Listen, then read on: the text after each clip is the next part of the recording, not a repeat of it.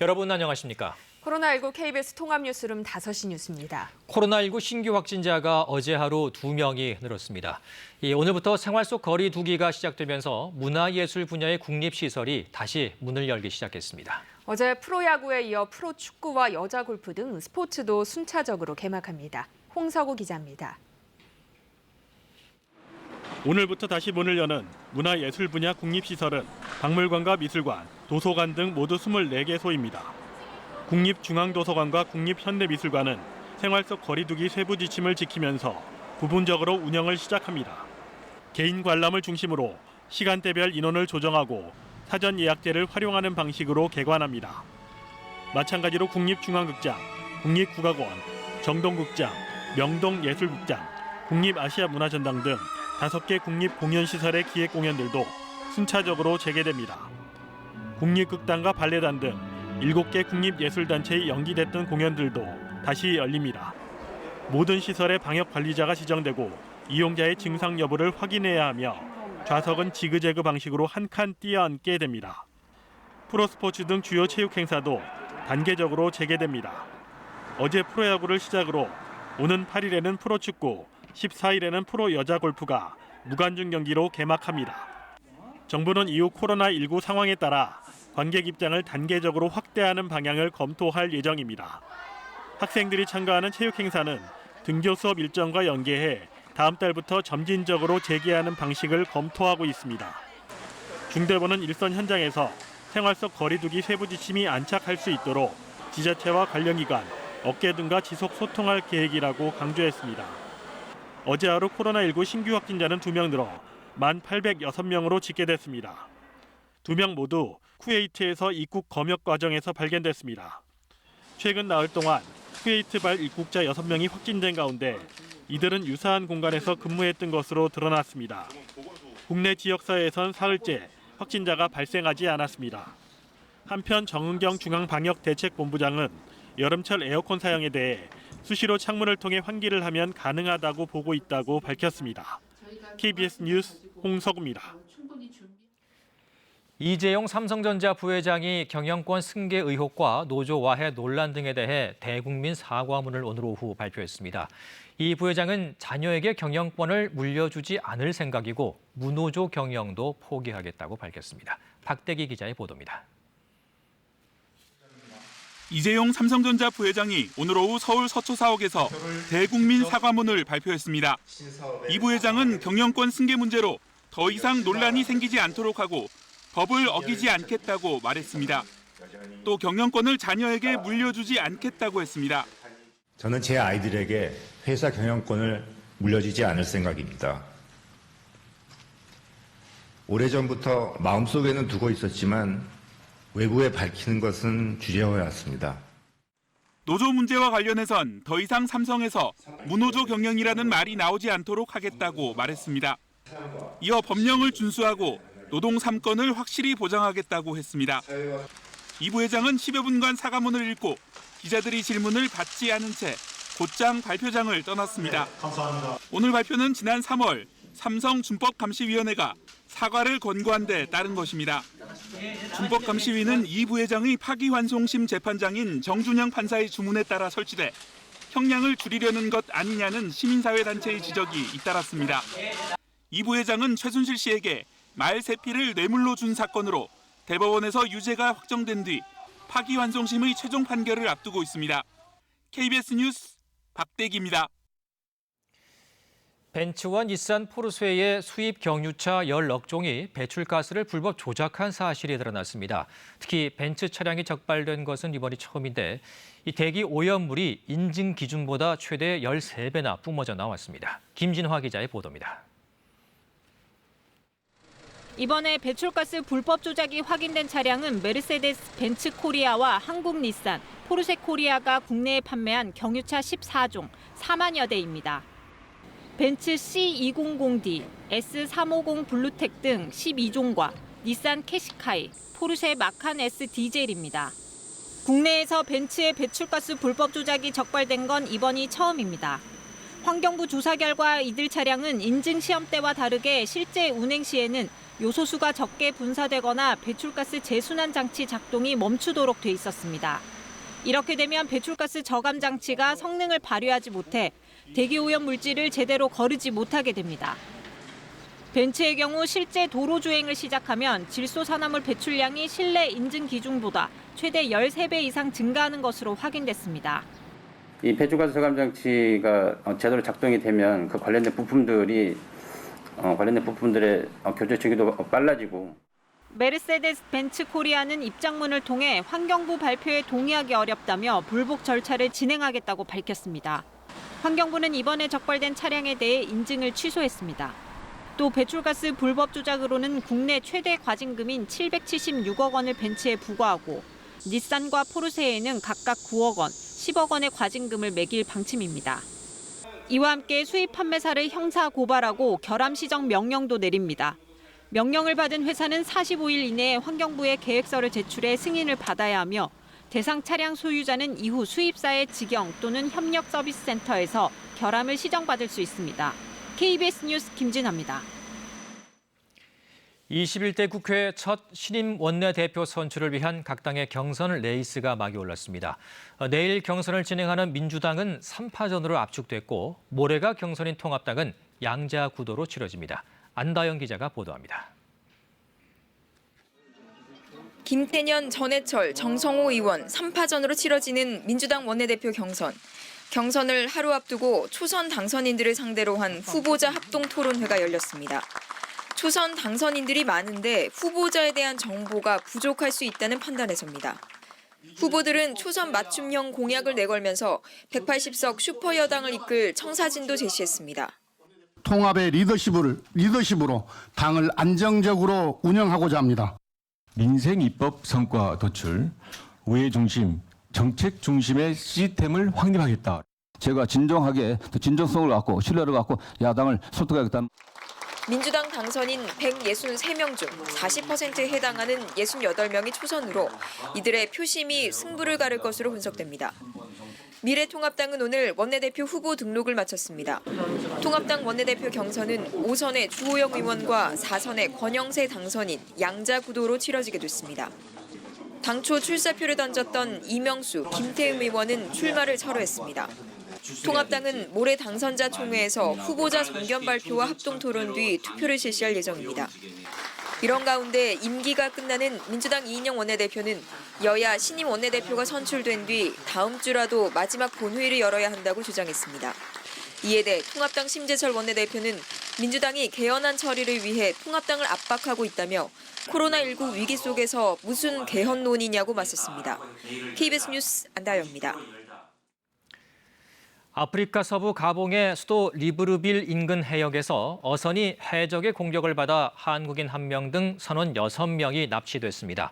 외교부 당국자는 현지 시간 3일 오전 4시 40분쯤 가봉 인근 연안에서 조업 중이던 어선과 선원들이 신원이 확인되지 않은 세력에 납치됐고 이 중 한국인 1명이 포함되어 있다라며 현지 공관과 협조해 신속한 사태 수습을 위해 총력을 기울이고 있다고 덧붙였습니다. 앞서 AFP 통신은 어선 2척이 해적의 공격을 받아 인도네시아인 3명, 세네갈인 2명, 한국인 1명이 납치됐다고 보도했습니다. 38명의 희생자를 낸 이천 물류창고 공사장 화재를 수사 중인 경찰이 오늘 3번째 현장 감식을 진행하고 있습니다. 이 합동 감식반은 발화 지점을 찾기 위해 불이 어떤 형태로 번졌는지를 집중 확인하고 있습니다. 김학재 기자의 보도입니다. 경찰과 국립과학수사연구원 등이 참여한 합동 감식반은 오늘 오후 1시부터 3차 현장 감식에 들어갔습니다. 화재 직후 진행된 1, 2차 감식에서 정확한 발화 지점을 찾지 못해 추가 감식을 하는 겁니다. 감식반은 1차 감식에선 잔해를 치우는 데 집중했고 2차 감식에선 발화 지점으로 추정되는 곳들을 살폈습니다. 그러나 불 때문에 현장이 많이 훼손돼 지하 2층에서 불이 난 걸로 추정된다는 결과를 얻었을 뿐 정확히 불이 시작된 지점은 찾지 못했습니다. 이에 따라 오늘 3차 감식에서는 화재 당시 연소 형태를 들여다보고 있습니다. 불이 어떤 형태로 탔는지를 확인해 발화 지점을 찾으려는 시도입니다. 감식반은 또 화재 당시 어디에서 어떤 작업이 있었는지 특정하기 위해 각 층에 남아있는 흔적도 확인하고 있습니다.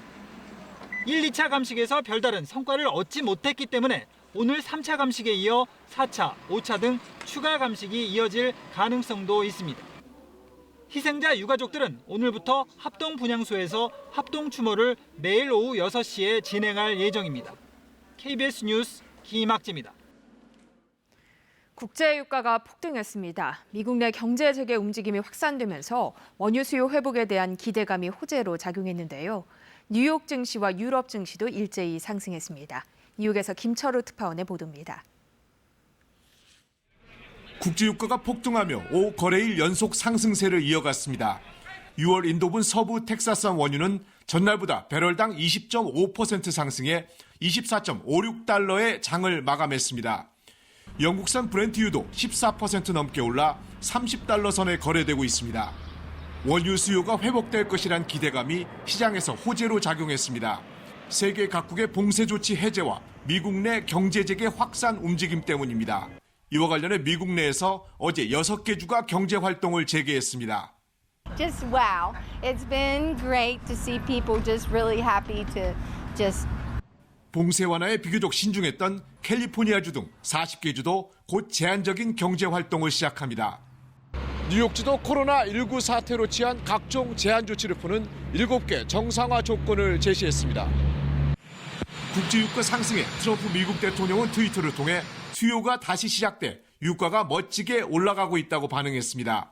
국제유가 급등의 영향으로 뉴욕 증시와 유럽 증시도 일제히 상승했습니다. 뉴욕에서 KBS 뉴스 김철우입니다. 유럽에선 이탈리아와 스페인 등이 2달 만에 봉쇄 완화를 시작한 반면 영국은 코로나19 확산세가 잦아들지 않고 있습니다. 누적 사망자가 이탈리아를 넘어서면서 유럽 내 최다를 기록했습니다. 파리에서 양민효 특파원입니다. 2달 가까이 폐쇄됐던 로마의 공원이 다시 열렸습니다. 이탈리아의 단계적 봉쇄 완화 조치가 시작되면서 외출과 산책이 허용된 겁니다. Noi abbiamo le mascherine nel caso in cui ci si debba insomma un pochettino avvicinare alle persone, entrare in qualche negozio. Stiamo attenti, tocchiamo il meno possibile, però almeno stiamo un po' all'aperto, respiriamo un po' d'aria. 반면 영국은 하루 새 사망자가 약 690명 늘어 모두 29,400여 명이 됐습니다. 그동안 유럽에서 사망 피해가 가장 컸던 이탈리아를 넘어섰고 전 세계에선 미국 다음으로 누적 사망자가 많습니다. 확진 판정을 받은 사망 사례만 발표하는 영국 보건부와 달리 통계청은 의심 환자가 사망한 경우까지 포함해 3천여 명 더 많은 숫자를 집계하고 있습니다. 영국의 실제 코로나19 사망자가 3만 명을 훌쩍 넘을 수도 있다는 겁니다. 영국 정부는 유럽 최대의 코로나19 사망자가 발생한 데 대해 엄청난 비극이라면서도 각국의 집계 방식이 다르다며 해명했습니다. International comparison works unless you reliably know that all countries are measuring in the same way. And it also depends on how good, frankly, countries are in gathering their statistics. 이탈리아나 스페인에선 요양원 사망자가 빠져 있고 프랑스도 집에서 숨질 경우 공식 통계에 포함되지 않기 때문입니다. 영국 BBC 방송은 이탈리아보다 영국 전체 인구가 더 많고 롬바르디아 지역에서 코로나19 사망자의 절반이 발생한 반면 거주 인구가 비슷한 런던에선 5분의 1 수준이라고 보도했습니다. 또 세계적 대유행 국면이 지나 정확한 사망 집계가 나오기까진 몇 달에서 몇 년이 걸릴 수 있다고 전했습니다. 반면 일간지 가디언은 영국 보건부가 지난주부터 처음으로 병원 밖에서 사망한 확진 환자들을 누적 통계에 포함시키기 시작했다며 정확한 분석이 시급하다고 지적했습니다. 파리에서 KBS 뉴스 양민효입니다. 미국은 코로나19 최대 피해국이지만 마스크 착용 의식은 아직 갈 길이 멀어 보입니다. 급기야 한 상점에서 손님에게 마스크 착용을 권한 경비원이 총에 맞아 숨지는 일이 벌어졌습니다. 로스앤젤레스에서 최동혁 특파원입니다. 미국의 한 마트 계산원은 카운터로 다가오는 손님을 보고 깜짝 놀랐습니다. 마스크를 쓰긴 했지만 답답했은지 입부터 코까지 길게 구멍이 나 있었기 때문입니다. Where'd you get that mask from? Well, since we have to wear them and it makes it harder to breathe, this makes it a lot easier to breathe. Cutting it? Yeah. 지난 1일에는 한 저가 상품 매장에서 고객의 마스크 착용 문제로 총격 사건까지 일어났습니다. 40대 경비원이 여성 손님의 딸에게 행정명령에 따라 마스크 착용을 요청했지만 이 여성은 거부했고 한바탕 말다툼이 벌어졌습니다. 20분 뒤 여성 고객과 함께 나타난 남편은 아내를 무시했다며 소리를 질렀고 함께 온 20대 아들은 경비원에게 총을 쐈습니다. 경비원은 머리에 총상을 입고 병원으로 옮겨졌지만 숨졌습니다.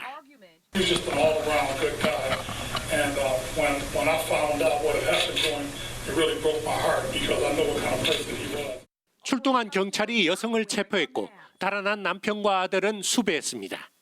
검찰은 일가족 3명을 1급 살인 혐의로 기소할 방침입니다. Our job is to enforce the law, and that's what we do. And in this case, there's just no excuse for somebody to take this kind of an action over this kind of an issue.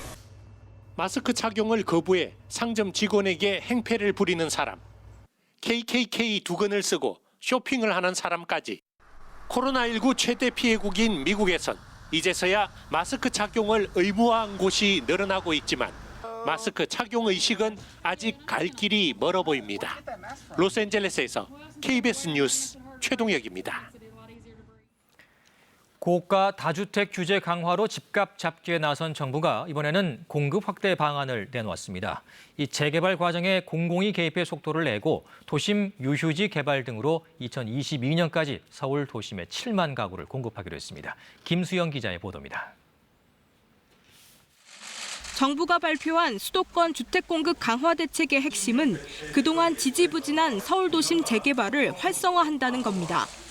서울의 재개발 지역 중 10년간 조합 설립도 못하고 표류 중인 곳만 100여 곳. 정부는 이런 지역에 LH와 SH 등 공공이 시행사로 참여해 개발을 주도하기로 했습니다.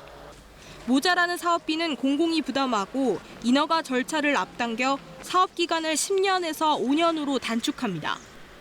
필요할 경우엔 주택공급 활성화지구로 지정해 분양가 상한제 적용에서 제외하고 용적률을 높이는 등 혜택을 주기로 했습니다. 이런 공공정비사업 활성화를 통해 4만 가구가 서울 도심에 공급됩니다.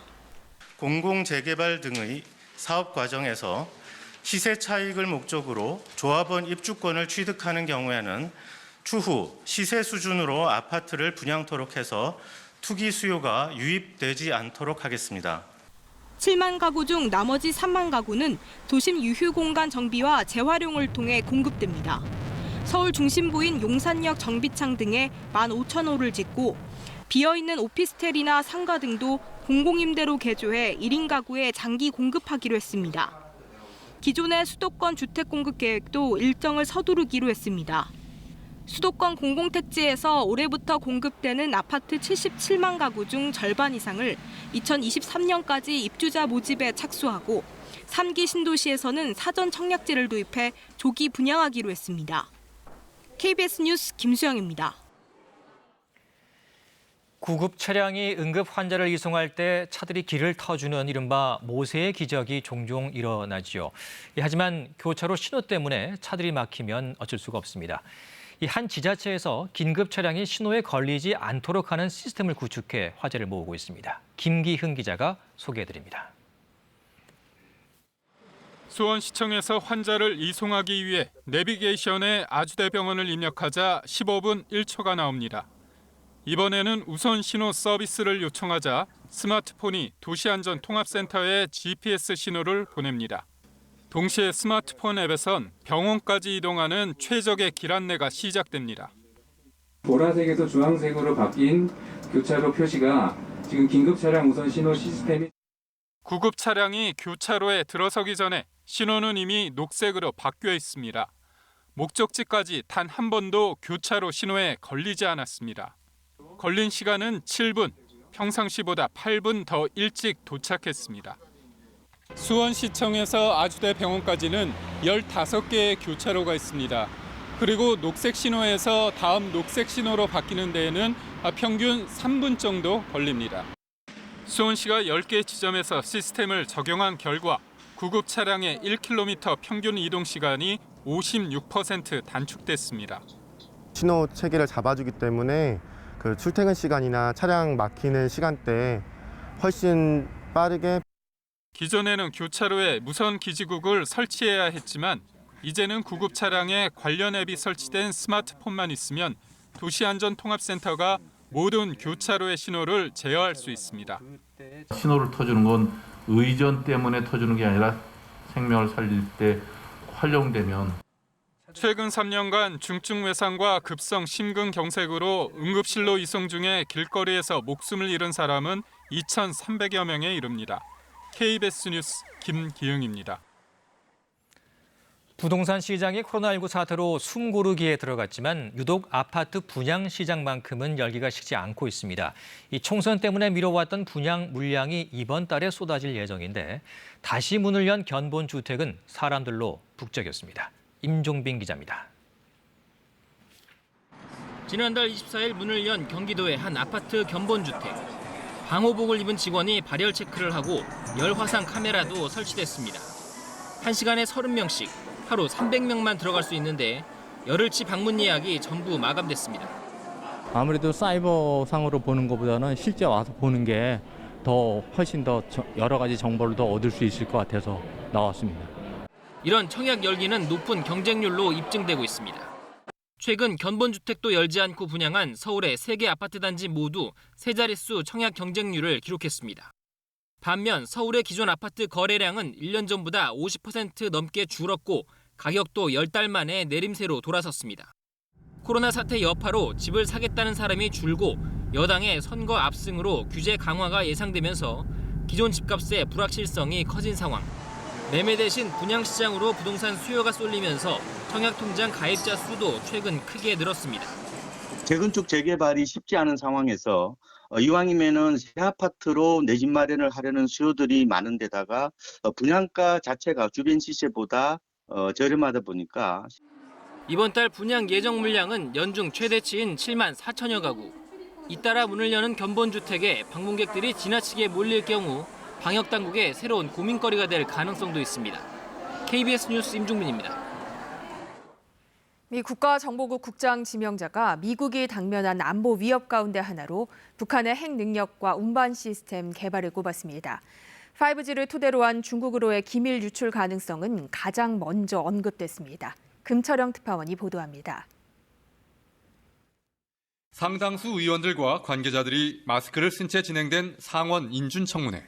국가정보국 D&I 국장에 지명된 래드클리프 지명자는 미국이 현재 당면한 주요 위협을 7가지로 특정했습니다. 가장 먼저 언급한 중국으로부터의 위협은 5G를 토대로 한 기밀 유출 가능성입니다. 코로나19 사태에서의 중국 정부의 역할도 주목해야 한다고 했습니다. 이어 러시아, 사이버 안보, 테러리즘 등을 차례로 나열한 뒤 이란에 앞서 6번째로 북한을 언급했습니다. North Korea and its continued possession of nuclear weapons and delivery systems. 짧은 언급이지만 북한의 핵 능력 강화는 물론 지상 발사와 수중 발사 능력을 포함한 다양한 운송 수단 역량에 주목하고 있다는 뜻으로 풀이됩니다. 미 국가정보국은 9.11 테러 이후 미국 내 각 정보기관들이 생산한 모든 정보를 총괄하기 위해 만들어진 조직입니다. 래드클리프 지명자는 사전에 제출한 답변서에선 북한이 정권 보호와 국제사회 입지 강화를 위해 핵무기를 필수적인 것으로 보고 있다고 믿는다고도 했습니다. 이런 가운데 미국 내 한 북한 분석 매체는 평양 순안공항 인근에 새로 건설된 시설이 기존 미사일 발사 시설 등과 유사점이 있다며 미사일 지원 시설로 보인다고 분석했습니다. 한편 마크 네퍼 미 국무부 동아태 부차관보는 교착 상태의 북미 비핵화 협상에 대해 여전히 외교의 문은 열려 있다고 말했습니다. 네퍼 부차관보는 북한 핵과 미사일 프로그램 해결에 전념하고 있다면서 북한과 다시 한번 마주 앉을 수 있기를 고대한다고도 했습니다. 네퍼 차관보는 또 한미 방위비 분담금 협상과 관련해 미국이 지금까지 유연했다고 생각한다면서 한국의 유연성을 기대한다는 말 외에는 더 이상의 언급을 피했습니다. 버지니아에서 KBS 뉴스 금철영입니다. 중국이 우주 정거장 건설에 활용하기 위해 개발한 운반 로켓 창정-5B의 첫 시험 발사에 성공했습니다. 2022년까지 유인 우주 정거장을 운영하겠다는 목표에 첫 단추를 끼웠다는 평가입니다. 베이징에서 최영은 특파원입니다. 차세대 유인 우주선을 실은 창정-5B 로켓이 화염을 내뿜으며 솟아오릅니다. 발사 488초 뒤 우주선은 성공적으로 분리돼 예정된 궤도에 진입했습니다.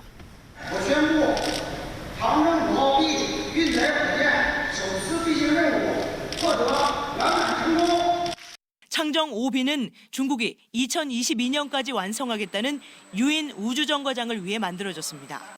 최대 22톤까지 지구의 저궤도에 보낼 수 있는 중국의 최대 운반 로켓입니다.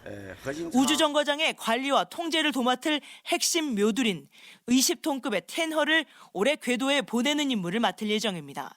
此次任务取得圆满成功，为全面实现我国载人航天3步走发展战略奠定了坚实基础。